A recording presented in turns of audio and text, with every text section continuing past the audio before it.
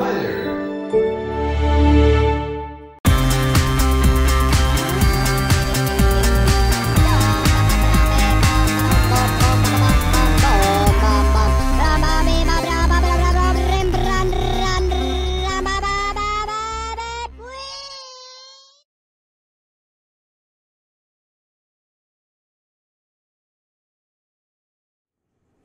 Hello everyone, welcome to another Flying Frog video. Here we have the Lear Avia Lear Fan 2100 Lear Jet, or done by the same person who did the Lear Jets, and it's brought to us by Lionheart Creations. Now before we get in and have a look at this unusual looking bird, I have set up a Buy Me a Coffee link on my YouTube channel, and I would like to thank the first person who has donated Buy Me a Coffee. I'd like to thank Leaded Rapier 709 for buying me a coffee. I've set that up as donations just to help offset purchasing these aircraft, as of late it has started to get expensive. And again, I would like to thank Leaded Rapier 709. People go and give him his channel a bit of love, encourage him back into streaming, and we all can enjoy some more content. Anyway, let's get in and have a look at this bird. Now this one was 37 Australian dollars, which is approximately $24.50 American, and probably around about 24 euro. So what do we get for our $37? Let's get in and have a look. Now so far the looks of it, I don't mind. I like the V-tail, I like the idea of the turbo pusher prop, so that's a big plus, and so far from this distance everything looks fine. So let's just get in a little closer.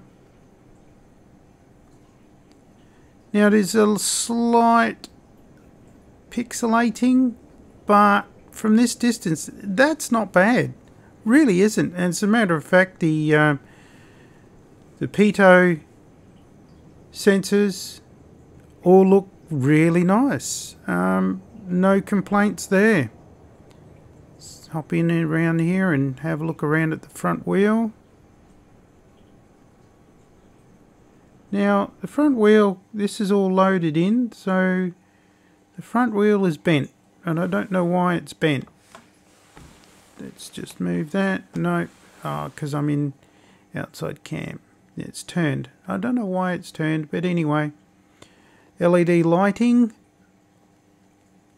and it doesn't look too bad up there, so they've gone and paid some attention into there.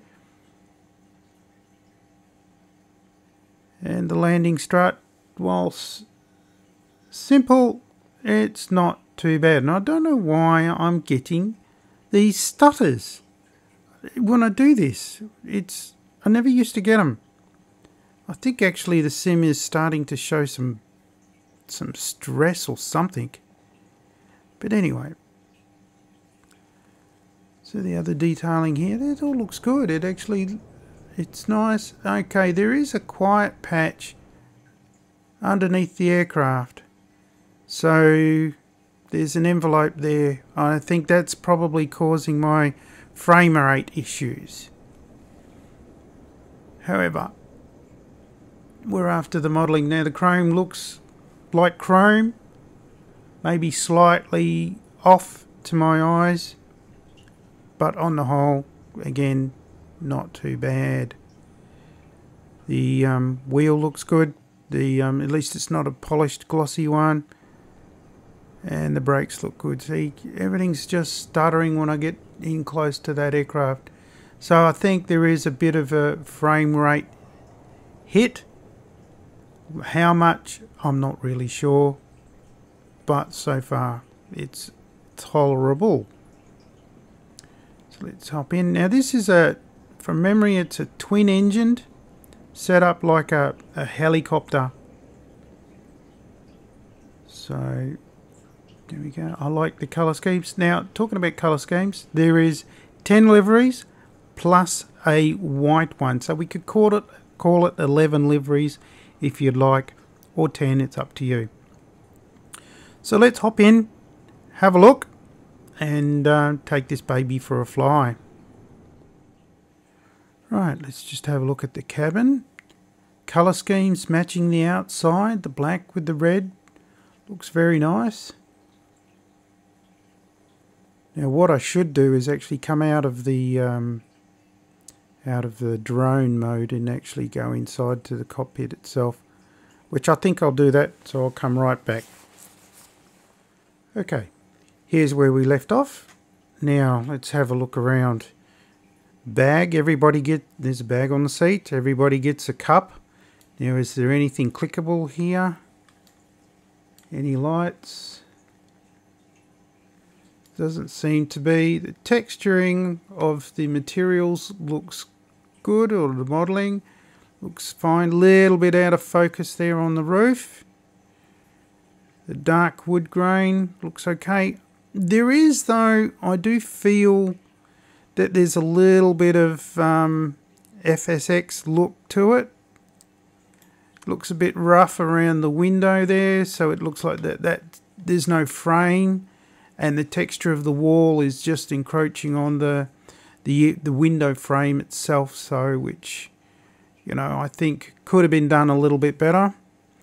But again, I'm finding little faults realistically, and we seem to be getting sunlight in at the back here where the sunlight wouldn't be coming in. So anyway, let's hop into the cockpit and have a look. Crash.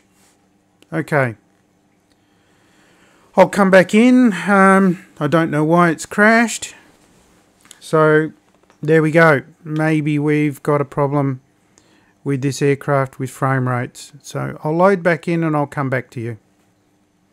Okay, here we are in the cockpit after I've done the restart, and what I did is I've deleted out my rolling cache just in case there was any corrupt data in there that's causing that crash. So let's have a look. What have we got here? Now the cockpit looks much the same as what was back in the passenger side, and we still get that slight FSX look to it, which is a little disappointing. I feel that the developers now need to bring it up to Microsoft Flight Simulator 2020 level. I think that FSX type of texturing or graphical look is not really up to standard now. I think it's time to move on with the times and let's get things going. So anyway, let's have a look here. Now there's not much to this one. There doesn't seem to be any fancy pads or iPads or things like of that nature. Now we've got our switches here, or at least fuses, which are non-clickable, so they don't do anything at all, but nice green coloration. Now here on down the bottom here we have our door, so let's close those ones up. Now let's get some, might as well do that one, fuel pump on. Okay, as you can see, it's quite green, very bright, and yeah, it's a little bit, I feel, overwhelming in the coloration. It's a little bit over bright. So yeah, but anyway, let's turn the ignition's on auto. You don't need it. Okay, thank you for that. Right, now our fuel is here, which is already modelled on all. I'd like that when we first do a cold dark start. I would like developers to have the fuel so it's off, so we can select that. It's a minor thing, you know, but it's the same. I would still like that. Now our variable prop is here, which is easy to do, but it's on the dash itself. Now I think when I do the night view, this will look rather in your face, but I could be wrong. Now we also have our throttle down here, or at least not throttle, but that's the high idle, low idle lever here. We've got our pitch trim and our throttle as well. We have also autopilot. Should be fairly simple. I won't be using autopilot today. This one does fly rather quickly. I believe up to at least 300 knots. So it'll be really interesting one to do. So let's turn the alternator on. What else have we got? What have I missed? Alternator. Avionics master switch is on. Alright, let's start the engine.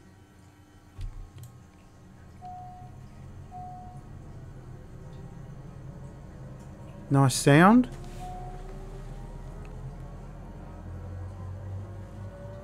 Winding up.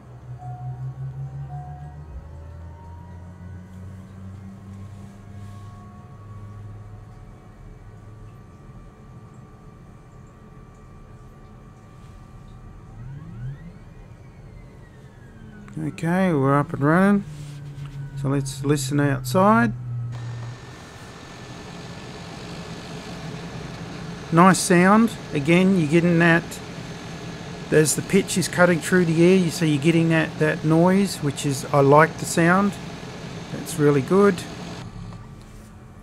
Rightio then. So what I'll do is I'll show you the night view, and then I will taxi on out, and I will then show you the deliveries as I'm taxiing out to the end of the runway. And what I'll do is I'll probably take a quick flight up to Sydney, so I'll probably get some stutters as we come to land into Sydney as per usual, but that's life. Right, so I'll show you the night view now. Okay, here we are at night. Now let's have a look around while we don't have much on. Now this is just basically with no lights on at all. So what we'll do is we just come on down to here. So as we can see, we can, that's the brightness full there for the panel lighting. So we can see that's rather bright there. And the center is also rather bright as well.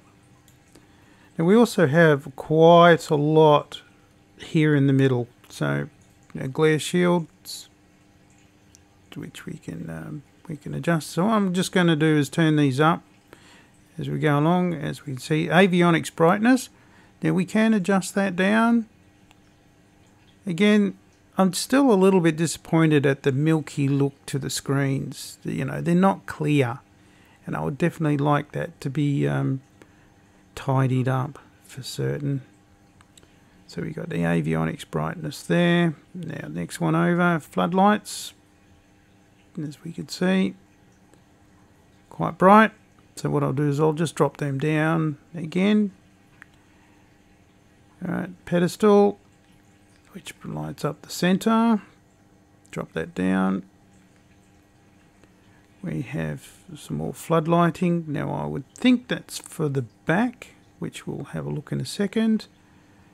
And some more floodlighting as well. So what we'll do is I'll just grab the controller here, and we'll just stick our head in the back there and have a look. There we go, look at that. So there we go, all the seating is lit up, and the kitchenette area there, or the galley as we like to call it. So yeah, not too bad at all. That looks quite effective. And here we go, there's the view from just behind the cockpit, just outside the galley there. Rightio. So now I will just go and taxi on up to the end of the runway, and I will show you the other liveries. Okay, so let's get taxiing.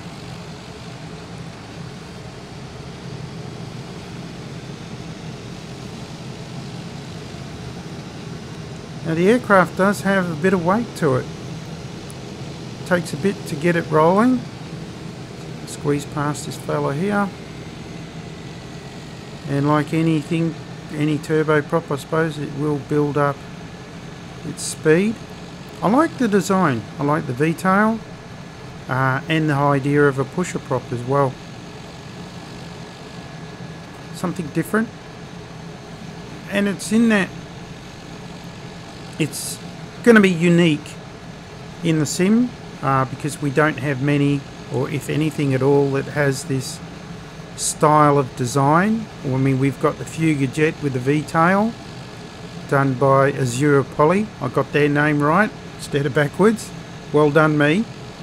And we don't have many pushers actually for Xbox. I know that that the PC guys have a pusher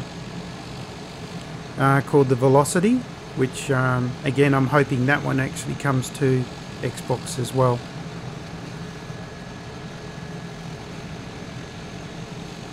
So as I'm taxiing on up, I'll get to the end of the runway, do a takeoff, and I'll do the usual stall test, maneuverability as per.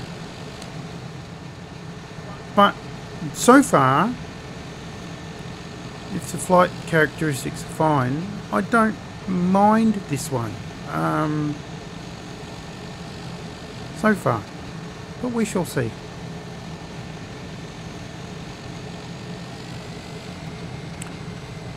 Now while you guys are watching the liveries there, I will say that the ground handling seems to be fine, relatively snappy as such. The aircraft feels like it's got some weight to it as it's rolling along the ground. So I think that Lionheart have done so far a reasonable job. Okay. Now, while I'm here, the screens themselves, these Garmin screens, they look like they've got a slight milky sheen to them, so they're not 100% clear as such. Now I don't know if that's the light reflections coming in or not, but let's just check my trim.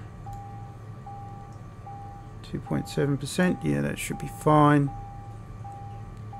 And we'll set first stage flaps. Again, we get the sound animation with the flaps, and as you saw here, you've got your flap lever just there, which is really good. Alright, let's get rid of that annoying beeping. That's for the handbrake.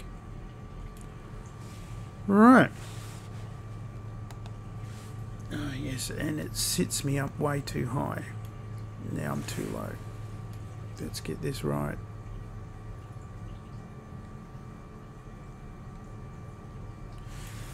Rightio. So let's get going. Just make sure that my prop and on high idle. Yep, everything's all going. See, a bit of weight takes a bit for it to get going.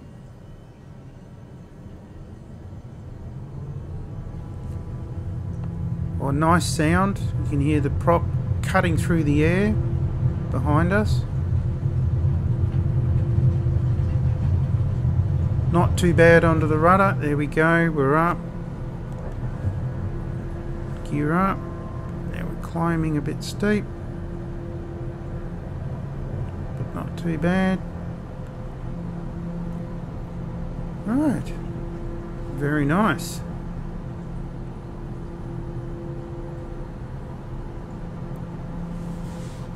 Rightio.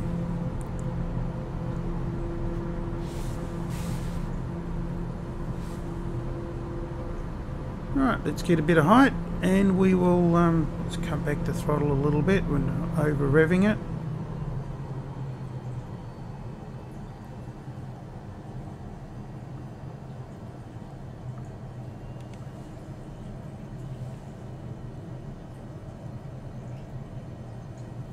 Now, handling wise so far, it does feel a little sluggish. So let's just, yeah, it's taken a while to head on over as such, so it's not a responsive aircraft as such.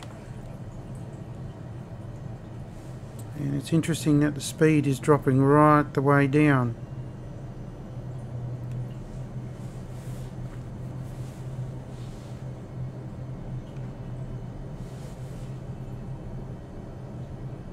Okay, let's get on outside and have a look.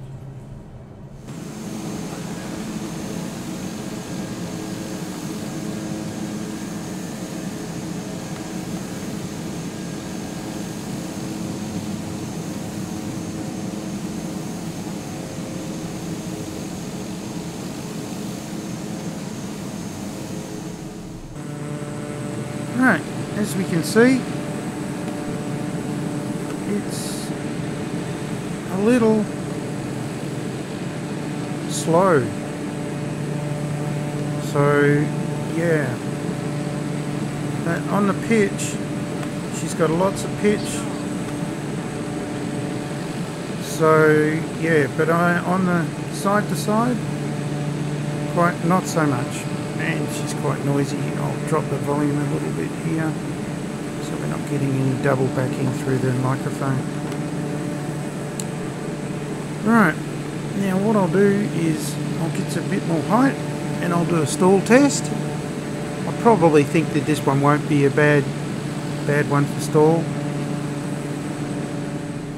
Right, now let's do our stall test. So what I'll do is power off. Let's just put her up.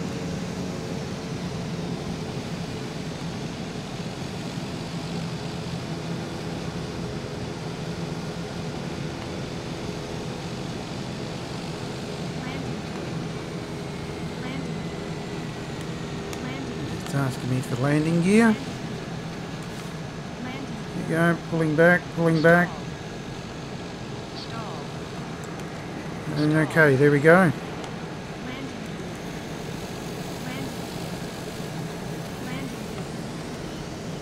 And recovery.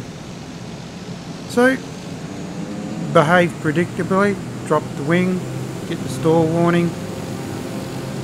So yeah, so what I'll do now is I'll get some outside shots for you guys while I'm heading back. We're not going to head up to Sydney. We're a lot closer to Shell Harbour than we are at Sydney at the moment. And I'll bring you back in when I come in for a landing, and then I'll give you my final thoughts.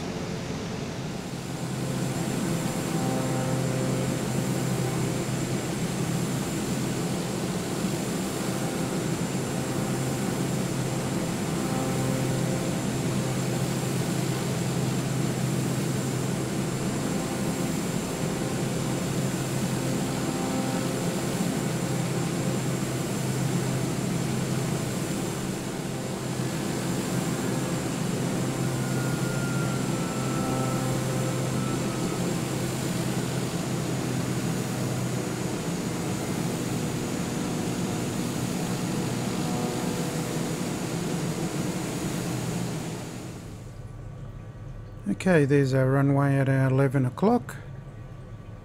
So what we'll do is make our way over there.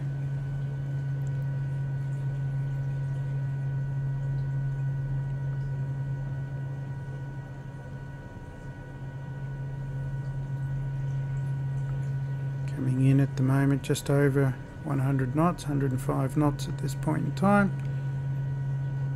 And we just need to get a little lower. Should be a bit lower by now, so let's just push the nose down a little bit and see if I can line up this time on the runway. Be nice to line up dead on the middle for the first time in my flying career. Right. First stage flaps.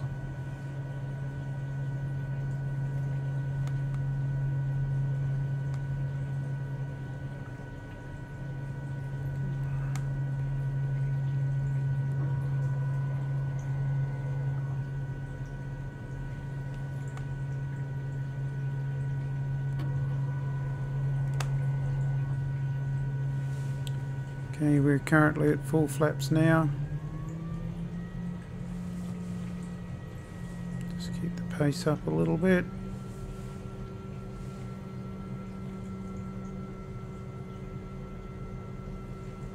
Wandering a little offline.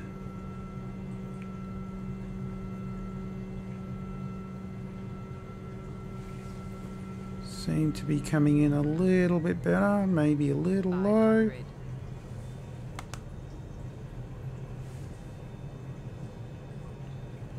Now, because of the roll axis, she doesn't want to come back online in a hurry, and that's because of its low roll rate, and then it takes time for it to come back. So you've got to think a little bit ahead.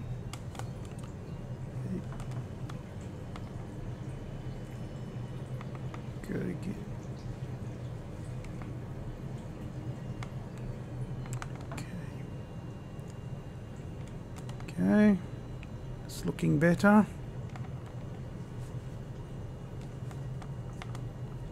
Come on, trying to do the velocity one-handed. People who've got the velocity one would understand this.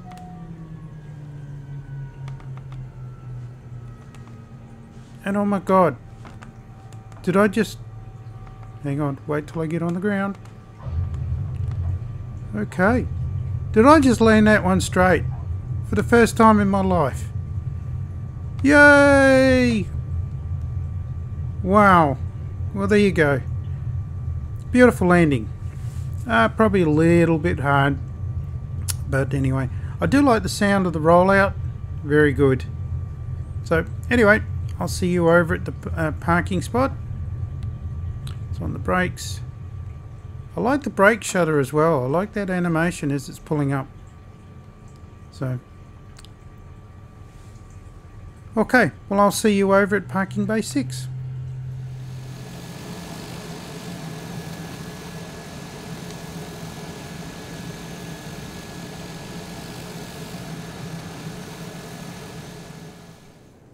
The Lionheart Creations Lear Avia Lear Fan 2100.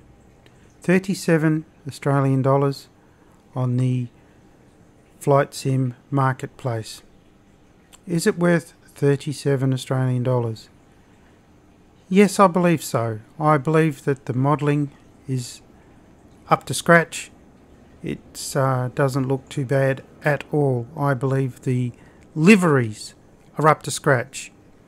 There's enough liveries, and also the look of them. It does look quite good. I'm happy with that. The only things I'm really not happy with... Oh, I will continue on with the happies. I'm happy with the sound package. The sound inside and outside, I believe, is fully realistic. I did particularly like the chop of the air as the blades chopped the air as it went in the shutdown process. I like that. I thought that was well done. The sounds aren't mostly generic. They seem to be well thought out. The switching, you've got sounds with the switching inside. That's really good as well. So would I fly this aircraft again? Yes, I would. Do I regret buying it? No, not at all. The only minor negatives that I didn't like, I suppose, is the fact that the FSX look inside. I think that we need to come up to Microsoft Flight Simulator 2020 standard now, and not be using something that was, you know, dated 10 years ago. The outside doesn't look like it's an FSX, but the inside does have that look to it. The dash itself is probably a little bit on the colourful side. I don't know if that is realistic or not having seen the aircraft in real life, but I do feel that it's a little bit too much colour, and I think too that the Garmin screens themselves could be a bit clearer, not have that milky look to them as in other aircraft within this sim. But I think that Lionheart have done a good enough job. So on that note, please like, comment, subscribe. Join my Discord channel. We can talk about this aircraft, we can talk about others, suggest flights, things like that. The description, the link will be in the description below. I do have a PayPal link for donations. If you wish to buy me a coffee, it's entirely up to you. I will really appreciate it, but please don't feel obligated that you must. If you feel as though I've entertained you enough, or that I am worth buying a coffee, then please do. And hopefully one day I can pay the compliment back to you guys as well. If you do, I will not give you a call out on the videos. I won't necessarily use your name. I will use your initials, or if I know your YouTube name, I will use that. But on that note, everyone, please stay safe.